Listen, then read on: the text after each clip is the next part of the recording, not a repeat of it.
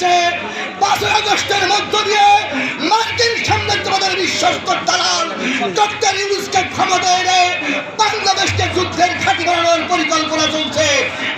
Comrade Abdur Rauf মুকুল সহ তার party 5 আগস্টের পরে সেই কথা বলেছিল 1971 সালে হয়নি স্বাধীনতা, 75 জিয়াউর রহমানের ক্ষমতা গ্রহণ হয়েছিল মার্কিন সাম্রাজ্যবাদের পরিকল্পনায়, তাকে হত্যা করা হয় মার্কিন পরিকল্পনায়। আর হয় এরশাদ সরকারকে 90-এর গণতন্ত্রের মডেল হচ্ছে আমেরিকার মডেল।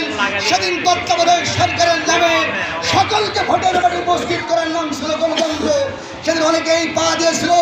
কমরেড আব্দুল হকের পার্টি বলেছিল নির্বাচন গণতন্ত্রের পূর্ব শর্ত নয়, একটি গণতান্ত্রিক ব্যবস্থা সুষ্ঠু নির্বাচনের গ্যারান্টি।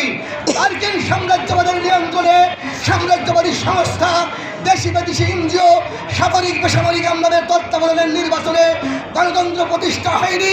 সামনের নির্বাচনও হবে না। বাংলাদেশ যুদ্ধক্ষেত্রে পরিণত হবে। বাংলাদেশের ভূমিতে মার্কিন সৈন্য আসবে। বাংলাদেশের ভূমি হবে আগামী দিন যুদ্ধের ক্ষেত্র। আমার বাবুল, আমার শিশু মারা যাবে। আওয়ামী লীগ, বিএনপি, জাতীয় পার্টি, জামাত তোমাকে হয়তো পাবে না। সকলে আজকে এই ষড়যন্ত্রের সাথে যুক্ত।